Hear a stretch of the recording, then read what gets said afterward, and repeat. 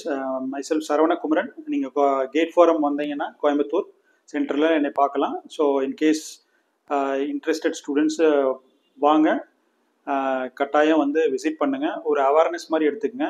கேட்டுங்கிறது எல்லா இன்ஜினியரிங் ஸ்டூடெண்ட்ஸும் compulsory participate பண்ணக்கூடிய ஒரு எக்ஸாம்ஸு. இதன் மூலிமா நீங்கள் வந்து டெக்னிக்கலாக உங்களை நாலேஜ் இம்ப்ரூவ் பண்ணி லைஃப்பில் வந்து ஒரு நெக்ஸ்ட் லெவலில் அச்சீவ் பண்ணுறதுக்கான ஒரு ஆப்பர்ச்சுனிட்டி இருக்குது.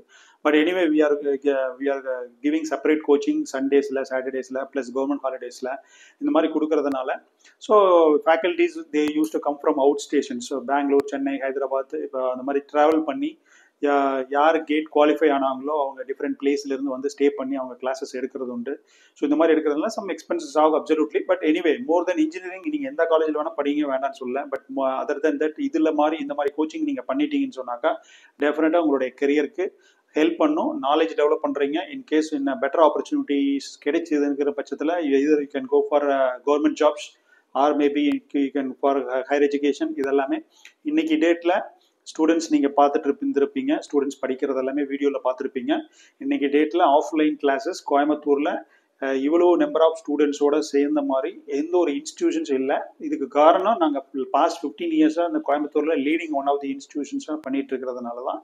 ஸோ இது மேற்கொண்டு ஸ்டூடெண்ட்ஸும் நல்ல ரேங்க் வாங்கியிருக்காங்க. இதுக்கு முன்னாடி வீடியோஸ் எல்லாம் போட்டிருக்கோம். ஆல் இண்டியா ரேங்க் 66 எல்லாம் வாங்கியிருக்காங்க. ஃப்ரம் டிஃப்ரெண்ட் டிசிப்ளின்ஸில் வந்து நல்ல ரேங்க் வாங்கியிருக்காங்க. ஸோ இதெல்லாம் பாருங்கள் வீடியோஸு, டெஃபினட்டாக மோட்டிவேட் ஆகலாம் உங்களால். அதுக்கு அதே மாதிரி வந்து பார்த்தீங்கன்னா நாங்களும் மோட்டிவேட் பண்ணுறதுக்கு இருக்கிறோம். இந்த மாதிரி கிளாஸஸ் வரதுனால மெட்டீரியல் சப்மிட் பண்ணுறது, டெஸ்ட் வைக்கிறது, அதே மாதிரி வந்து கிளாஸஸ் ஆப்சென்ட் ஆகாமல் வர்றது. ஸோ இதெல்லாம் ரெகுலரைஸ் பண்ணிங்கன்னா டெஃபினட்டாக உங்களாலையும் அச்சீவ் பண்ண முடியும். கேட் ரொம்ப டஃபெல்லாம் எக்ஸாம்ஸ் இல்லை. அந்த டஃப் எக்ஸாம்ஸில் எவ்வளோ பெஸ்ட் மார்க் வாங்கி நீங்கள் ஆல் இண்டியா லெவலில் காம்படிட்டிவ் லெவலில் நீங்கள் வந்து பெஸ்ட்டாக வரங்கிறது ஒரு முக்கியமான ஒரு பாயிண்ட்டு. ஸோ இதை மட்டும் மனசில் வச்சுட்டு interested candidate, don't waste your time. So try to join as soon as possible and try to start preparing examination. Wish you all the best.